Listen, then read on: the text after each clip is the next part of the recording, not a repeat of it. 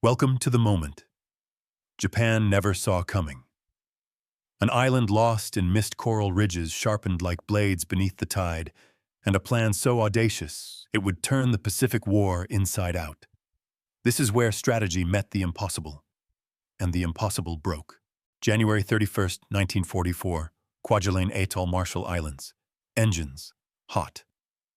The sea glows faintly under the first light, a pale blue halo around the dark silhouettes of landing craft. Men crouch low inside helmets pressed against rifles, eyes fixed on the surf that hides coral teeth. A voice cracks over the radio, clipped metallic. 30 seconds. The decks vibrate. The air tastes of oil and salt. Behind them, the battleships thunder steady, rhythmic, each shell tracing a line toward the unknown. Ahead, smoke rolls across the lagoon, thick and rising. No birds, no sound, only engines and hearts synchronized. One officer whispers a date. First strike on the Marshalls. Another crosses himself. They all know the map said lightly defended, but the last time they heard that, it was Tarawa.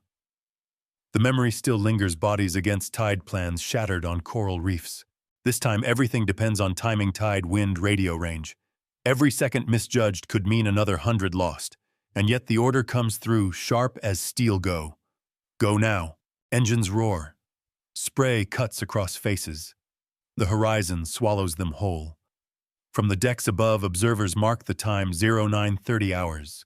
As the first wave moves toward Kwajalein's northern rim, the operation has begun. Japan never expected the island-hopping strategy. Not here, not now, not so soon after Tarawa's fire. But by the end of this day, one truth would echo through every command room in the Pacific: the Empire's outer wall had just cracked. Before we begin, leave a comment where you're watching from and the exact time you're listening. Imagine the sound of engines across that dawn, the spray of salt, the smell of burning oil, and tell us what you feel in that first second before history moved. This is Japan never expected the island-hopping strategy until Kwajalein fell. January 1944. The heart of the Pacific War had shifted. For 2 long years, Japan's defensive ring, a chain of island fortresses stretching from the Marshalls to the Marianas, had seemed untouchable. Concrete bunkers hidden beneath palms, gun batteries buried in coral, every mapline and lagoon, another wall around the Empire's beating heart. But by late 1943, after the bloodbath at Tarawa, the United States Navy had begun to see the pattern, the limits of brute force, and the emerging power of precision. They called it the island-hopping strategy, leap, bypass, strike. Again, take only what mattered for airfields and supply lines, leave the rest to starve behind enemy walls. The plan was as daring as it was cruel. Instead of fighting Japan head-on across every island, American command, led by Admiral Chester Nimitz and General Holland Howland Mad Smith, would leapfrog across the Pacific, severing Japan's communication arteries piece by piece. The new war would be measured not by territory gained, but by distance shortened. It would depend not on numbers, but on timing, logistics, and the invisible lifeline of supply. And that's where Kwajalein entered the map. An atoll only a few miles across, ringed with razor-sharp coral, yet strategically it was the keyhole to the Central Pacific. Tarawa had been the test, a brutal lesson in underestimating Japan's defense. Nearly 1,000 Marines had died in less than 76 hours for an island the size of a small town. Waves misjudged landing craft torn apart by reefs, men pinned in open water, all because the tides had been read wrong. So as the U.S. planned the Marshall's offensive, they rewrote everything: new tide tables, new landing schedules, new coordination between Navy, Air Force, and Marine divisions, and most importantly, new machines. The Higgins boats, the LCVPs, now ran in synchronized lines, each loaded with men, fuel, and gear. Amphibious tanks, the LVTs called Amtraks, could crawl over coral shallows where propellers would fail. Each unit carried precise maps and aerial photos taken days before by PBY Catalinas and F-6F Hellcats flying at dawn. Kwajalein was divided into 2 main sectors, Roy Namur in the north, Kwajalein Island in the south. The Japanese garrison, commanded by Rear Admiral Monzo Akiyama, numbered nearly 8,000 men, engineers, naval infantry, and anti-air crews entrenched in bunkers reinforced by coral and steel. They believed the Americans would not attack so soon after Tarawa's devastation. They believed wrongly that the enemy needed time, but timing was the very weapon the Americans had learned to master. By January, Task Force 58, under Admiral Mark Mitcher, was already steaming west with over 300 ships, carriers, destroyers, cruisers, each packed with supplies, aircraft, and the fuel that turned distance into opportunity. Fuel was the hidden currency of the Pacific War. Every mile, every sortie measured in gallons. At full speed, a carrier could burn 100,000 gallons a day. To strike the Marshalls, refueling had to be precise. Mid-sea, midnight ships linked by hoses across black water. A single misstep, a sudden squall, and the entire plan could collapse. And yet, they made it. No delay, no hesitation. By January 29th, carrier groups surrounded the Marshalls like a closing fist. The Japanese radar operators caught the first blips on their screens, too late. Bombers already diving. Destroyers already shelling the beaches. From the air, the Marshalls looked peaceful, turquoise rings in a sea of glass, but below the islands burned. The first strikes crippled communication lines. The second erased supply dumps. The third silenced coastal guns. Each pass shaved away Japan's illusion of distance, the belief that the ocean itself could protect the empire. In Tokyo, the High Command dismissed the early reports. They believed the Americans were still regrouping, that Tarawa's lessons would slow them down for months. Instead, within days, U.S. forces had already begun the next leap. Kwajalein, the largest atoll in the Marshalls, was chosen as the next target. Flat, exposed, impossible to defend without air cover. It was a gamble Japan didn't know it had already lost. For the men aboard the invasion fleet, it wasn't just another battle, it was a test, a redemption for Tarawa, a measure of whether the lessons written in blood had truly been learned. Every officer carried the memory of those tides. Every Marine remembered the sound of waves breaking over the dead. This time the plan would hold. From a distance, the strategy seemed simple: jump from island to island, closing the ring around Japan. But each jump meant weeks of coordination, tons of fuel, and hundreds of miles of open ocean. Each island was a floating fortress, every mile a calculation between risk and reach. And the further they moved west, the more fragile their lifeline became. That fragility, the thin thread of logistics, was the real war. Behind every successful landing stood hundreds of sailors refueling in storm seas, radio operators keeping silence, code breakers tracing, enemy chatter engineers welding new hulls through sleepless nights. It wasn't brute strength that broke Japan's island empire, it was precision, a rhythm learned in blood and repeated in steel. By the final week of January, the U.S. fleet stood ready. Admiral Nimitz's voice echoed across the channels, brief, calm, absolute: proceed with Operation Flintlock. Every man aboard knew what it meant. Kwajalein would fall, or the entire island-hopping chain would fail with it. And so as dawn approached on the 31st, the sea filled again with that same sound, engines' hot waves rising, steel trembling. This time the tide was right. This time the landing craft would make it through, because in the Pacific War, knowledge, not numbers, decided who survived. And Kwajalein was about to prove it. In the months after Tarawa, the Pacific became a classroom built on wreckage. Every failure, every lost craft, every drowned Marine turned into a lesson, written in salt water and oil. Reports circulated through command ships and briefing rooms, each line dissecting why the invasion at Betio had nearly collapsed. It wasn't courage that failed, it was preparation. The tide tables had been wrong by barely an hour. The reefs had been misjudged by a few feet. The loss rate had exceeded 35% before the first wave even touched the sand. And that was something the new commanders swore would never happen again. At Pearl Harbor and Noumea, a new kind of discipline took shape: precise, methodical, relentless. The men drilled not for glory, but for timing. Every landing craft practiced approach sequences under simulated fire. Pilots rehearsed strafing runs by stopwatch, calculating exactly when to break off before their own artillery opened. Engineers memorized the anatomy of coral terrain, how to read reef lines, how to time the surf, how to lay steel matting for vehicles before the tide returned. Every step, every maneuver became part of a rhythm meant to erase chaos.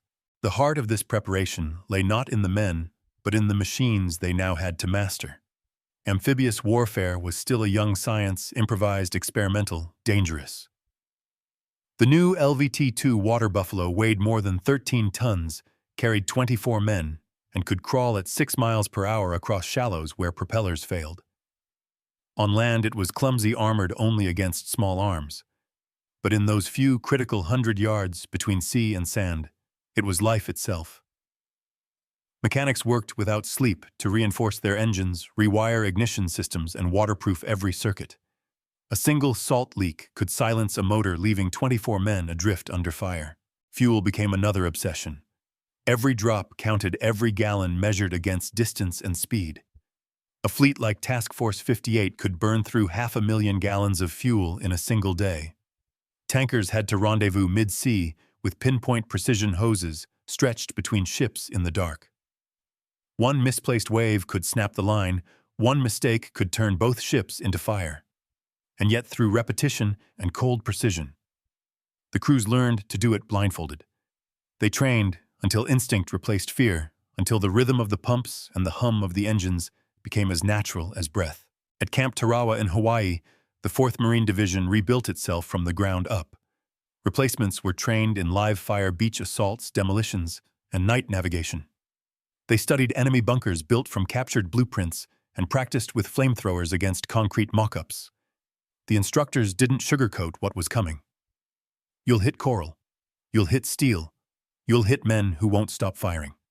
The difference between living and dying is whether your foot hits the ground at the right second.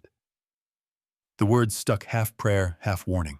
In the evenings, the veterans gathered new recruits around flickering lanterns, describing Tarawa in fragments, the smell of burning coral, the sound of bullets hitting water like rain, the floating shapes that never reached shore. The silence that followed those stories was heavier than any lecture. It wasn't just training, it was inoculation. They were teaching memory itself, hardening it into reflex. Logistics officers turned that memory into mathematics. They measured progress in tons of supplies per day. 2,000 tons had to reach the beachhead every 24 hours to sustain the assault. Ammunition, fuel, medical stores, rations, repair kits, all assigned color-coded containers and clock-based drop schedules. The Pacific War had become a war of columns and charts fought as much by clerks and engineers as by riflemen. And yet everyone understood that behind those numbers were faces, the same men whose survival depended on whether a crate of ammunition arrived 5 minutes early or 5 minutes late. The Navy's Seabees construction battalions, made up of carpenters, welders, and electricians, practiced building entire airstrips in under 72 hours. They trained to land under fire, to bulldoze coral and lay down pierced steel planking before the first bomber squadron even touched down. Their motto was simple: we build, we fight. At Kwajalein, those words would prove prophetic. Trust became the invisible weapon. Between ship crews, pilots, radio operators, and Marines, there could be no hesitation. Each relied on the other to the second. A misread signal, a late barrage, a friendly shell, and everything could dissolve into chaos again. Officers called it inter-service coordination. The men called it survival. By January 1944, the rehearsals had hardened into routine. The landing forces could load and deploy a division in less than 12 hours, an operation that had once taken 3 days. Ships could refuel and rearm in motion. The average turnaround rate for carrier sorties rose from 60 to 120 per day. Speed was no longer just efficiency, it was protection. Every minute saved meant one less moment for the enemy to react, one less chance for radar to warn the shore. And yet, even as confidence grew, a quiet superstition lingered among the veterans, a sense that the sea itself held its own judgment.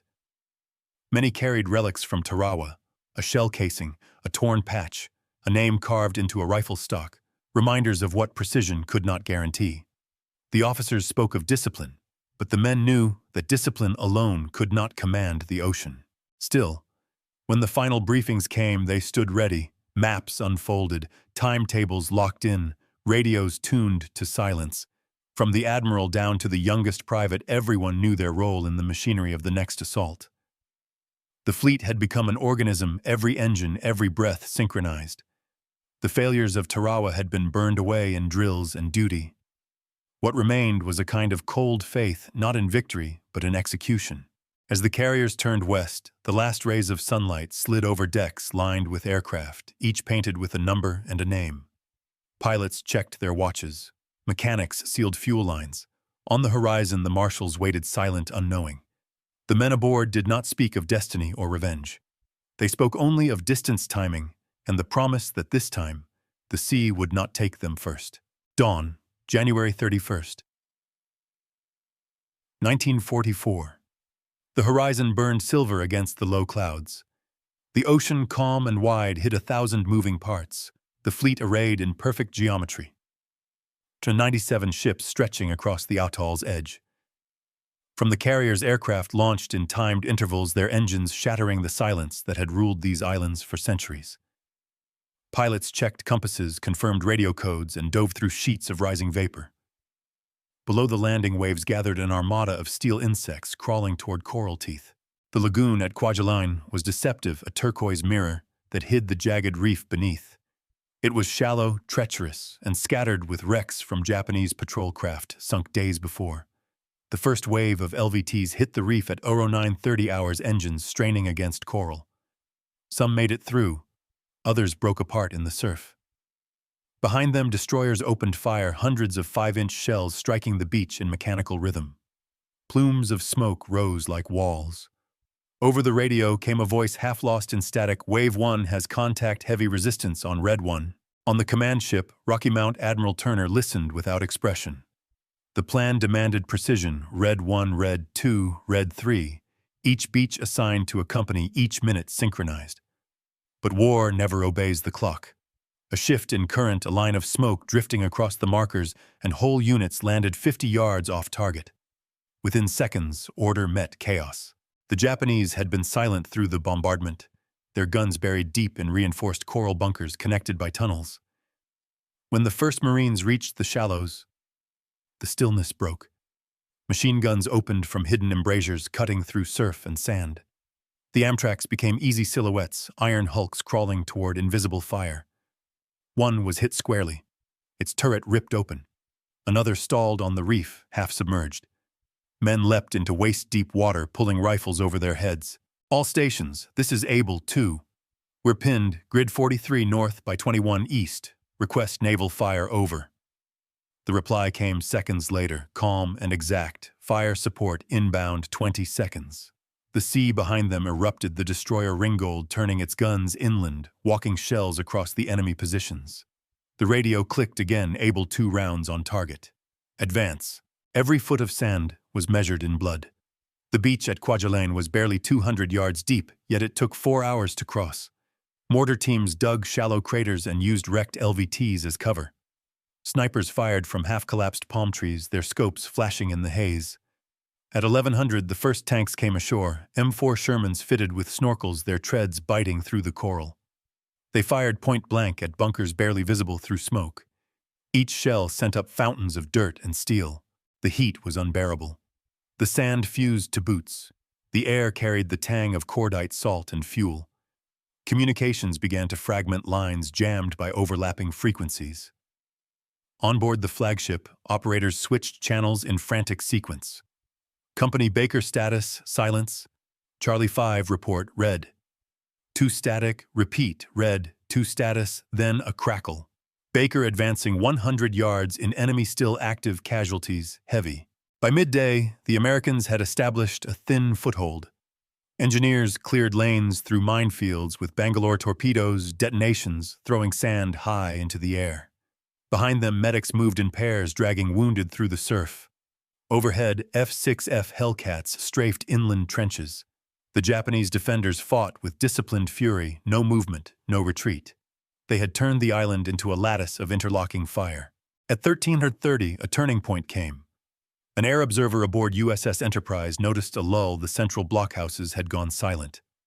A single order went through: ceasefire, advance all units. The second wave rushed the beach, over 2,000 men, pushing inland through twisted palms and wire. Inside one shattered bunker, a map table still burned, the ink running like veins across the wood. It showed defensive arcs for every gun on the atoll. The coordinates were perfect, but useless now. The American artillery had already erased most of them. Still, victory was far from certain. The northern beaches, codenamed Orange 1, met with disaster. The surf grew rough, landing craft drifted, and one transport struck a submerged wreck. 40 men went down with it. A single radio call summed up the confusion.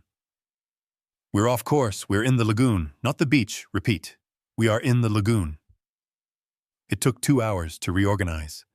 The tide rose, lifting wrecks and debris, floating the dead back toward the reef. By late afternoon, the Marines had advanced barely 800 yards inland. But the line held. Out of the 8,000 Japanese defenders, nearly half had already been cut off. Aerial reconnaissance reported heavy smoke from fuel depots, secondary explosion, lighting the island from within. The radio traffic began to change tone. Objective 1 secured. Enemy fire diminishing. Beach red stabilized. Small victories spoken in clipped voices. The terrain itself fought back. Kwajalein soil was a mix of coral dust and ash, every step a grind of glass. The men's faces turned gray from powder. Water boiled in canteens before noon. Supplies were delayed. 1 in every 3 Amtraks had been disabled by coral punctures or shrapnel. Commanders calculated fuel remaining for the day less than 40,000 gallons across the forward fleet. At that rate, the destroyers could only maintain bombardment for 6 more hours before having to pull back, but they didn't. As night approached, illumination flares painted the horizon orange. The guns never stopped. The first field radio reports came in fragmentary, whispered through static. "We're inside the perimeter, taking small arms, moving block by block." The sound of distant gunfire carried across the lagoon like thunder. On the ships, men stood silently at the rails watching the horizon burn. At 1800 hours, as the sun fell behind the smoke, Admiral Turner received the first confirmed signal from shore. Kwajalein beachhead, secured, Phase 1 complete. It was only the beginning, a few hundred yards of sand, an island no wider than a city street, but symbolically it meant everything. The island-hopping strategy had worked. The impossible landing had held. In 24 hours, the fleet had fired over 15,000 shells and dropped more than 300 tons of bombs. Losses were high. 2 killed, 850 wounded, but compared to Tarawa's carnage, it felt like a miracle. The difference had been precision timing and the quiet lessons learned through pain. As darkness settled, the men dug in among the ruins. Smoke hung low over the beaches, drifting like fog. In the distance, tracer rounds arced across the night sky, the war continuing block by block. The radio crackled one last time before silence. "Hold positions. Prepare for counterattack." No one spoke. They simply listened to the surf breaking against coral, the same sound that had swallowed so many before them. But tonight, for the first time in months, the tide belonged to them. Night fell over Kwajalein like a curtain of smoke. The sky glowed faintly red where the horizon used to be. Palm trunks smoldered. The sand shimmered with heat. In the shallows, the tide turned black with oil. What had begun as a line of assault was now a maze of trenches, wreckage, and fire. The radios hissed with fragments, orders, cries, coordinates, all blending into one steady hum of exhaustion. At 19:30 hours, reports came in enemy counterattack, forming near the airstrip. The remaining Japanese troops, maybe 200 to 500 men, had regrouped in the northern sector, tunneling through broken bunkers. They carried no illusions of survival. They were preparing to die in place, dragging the Americans with them. "Hold the perimeter," the order came. No retreat. No gaps. Inside a shattered command post, a sergeant wrote the coordinates of the new defense line in his logbook, his hand trembling from fatigue. His name was Corporal Dean Hollis, Company E. In his breast pocket lay a half-burned letter from home, folded so many times the paper had turned thin. It was dated December 2nd, 1943. Signed by his wife Eleanor. "When you come back, bring a shell for the garden. I want to hear the ocean in it." He'd carried it through Tarawa, through training, through the landing this morning. Now it was soft as cloth. He reread it under the dim light of a trench flare, and then folded it again when the guns began to speak. The counterattack came without warning. No bugle, no signal, only shadows rushing through the smoke. The Japanese soldiers charged through their own fires, shouting, bayonets flashing in the dark. The Marines fired until barrels glowed red. Mortars landed within yards. Hollis ducked behind the hull of a wrecked Amtrak, his helmet ringing with shrapnel. "They're inside the line," someone yelled. The reply came cold and steady, "Then hold it." At 2010, a shell struck the supply dump, a bright flash, a roar that flattened men in their foxholes. Fuel drums burst open like fountains, and for a moment the whole beach burned. The radio cut out. Command lost contact with two companies. For 20 minutes, no one knew who held the center. Then came a voice through static, able to holding, repeat holding, enemy falling back north. It was enough to hold the line. In the chaos patterns emerged the rhythm of survival. Men moved by instinct, shouting coordinates, calling for flares, firing blind into the dark. Every few minutes, a voice over the field phones repeated the same words: hold, steady, reload. Each syllable was slower than the one before. Every shot was a heartbeat. At 22:30, the battle reached its peak. Tanks rolled forward through the wreckage treads, grinding on coral and bodies alike. The lead Sherman Omaha Kid took 3 direct hits and kept moving its left tread locked. Inside, the crewman scribbled a line in the maintenance log: left drive, frozen hull breach, starboard. He never signed it. Minutes later, the tank caught fire. Yet even as it burned, its gun fired one last round straight into the central bunker that had pinned the infantry for hours. That single shell broke the resistance. The explosion lifted the roof of the bunker and sent debris raining across the field. When the dust cleared, the Japanese counterattack was gone. Only the echoes remained, a few rifles cracking in the distance, then silence. By midnight, the surviving Marines began to count what was left. The airstrip was a ruin of concrete and twisted wire. Craters as wide as houses. The water tanks shattered. The island smelled of fuel and scorched earth. The casualty reports came in slowly: 195 dead, 730 wounded in 2 days. The figures were cold, clinical, yet each number was a man with a letter, a name, a photograph folded in a helmet. Corporal Hollis survived the night, though a shell fragment carved a line down his left arm. The medics wrapped it tight and told him he was lucky. He didn't feel lucky. He sat by the burned Amtrak at dawn, watching smoke drift toward the sea. In his lap, the letter had been torn in half by the blast. He couldn't read the bottom anymore, only the top line: "When you come back." He folded it again and slipped it back into his pocket. The motif of the war repeated itself: loss, adaptation, endurance. Every man carried his own version of the same story: something broken, something remembered, something carried forward. The fleet log for February 1st recorded it in simpler words: Kwajalein secured, enemy resistance diminished, casualties within acceptable parameters. But those who were there knew what that meant. It meant the sound of a man whispering coordinates into a radio as fire closed around him. It meant the thud of boots on coral, the taste of metal in the air, the half-light of dawn revealing faces that would not rise again. By the time the sun returned, Kwajalein was silent. The radio chatter faded to routine. "Objective secured," someone said again. Ships began to pull back for refueling, calculating gallons and miles, the endless arithmetic of war. For the first time in months, the men could breathe without fear of incoming shells. But the silence felt heavier than the noise. When the official report reached Pearl Harbor, it was 1 paragraph long. Operation Flintlock successful. Enemy losses, 7-870. U.S. losses, 3-72. Lessons applied from Tarawa proved decisive. No mention of Hollis. No mention of the letter or the burned logbook or the tank that fired one last round as it burned.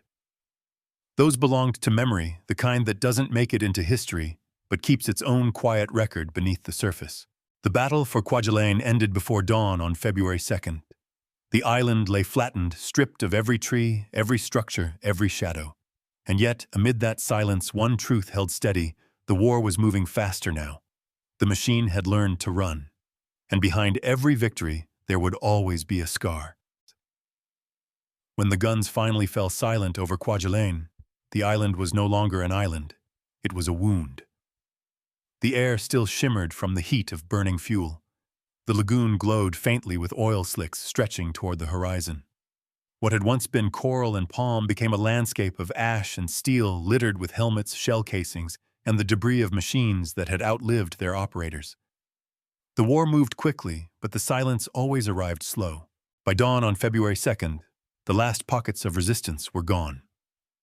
Marines moved methodically from crater to crater, clearing tunnels with grenades and flamethrowers. The figures on the morning report were precise: 7,870 Japanese dead, 165 captured alive, many wounded beyond recognition.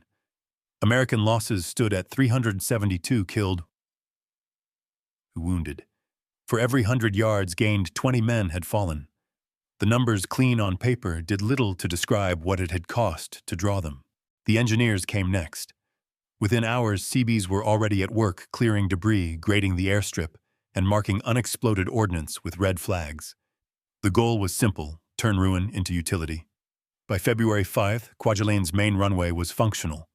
Within 48 hours, the first B-25 Mitchells landed, bringing supplies and mail, the living proof that the island-hopping strategy worked. What had taken months at Tarawa now took days. Efficiency had become its own kind of mercy. The fleet log recorded the aftermath in the language of systems: all objectives achieved. Operation Flintlock concluded successfully. Minimal fleet damage. Fuel consumption 489,000 gallons. Numbers without pulse. But between the lines, the officers knew it was not just logistics that had carried them here. It was adaptation, discipline, the ability to learn from failure faster than the enemy could react. In the officers' tent that evening, Admiral Nimitz reviewed the final dispatches in silence. Someone asked whether Tarawa had been avenged. He paused before answering. No, he said quietly, but it was understood. The difference between luck and skill, he knew, was thin as the coral shelf beneath their boots. Tarawa had been luck. Kwajalein was skill. And that shift from chaos to control was the true victory. The leadership lessons rippled outward. Coordination between Navy, Marine, and Air Forces had reached a precision unseen in prior campaigns. Communications were streamlined, supplies pre-positioned, casualties evacuated by sea within hours instead of days.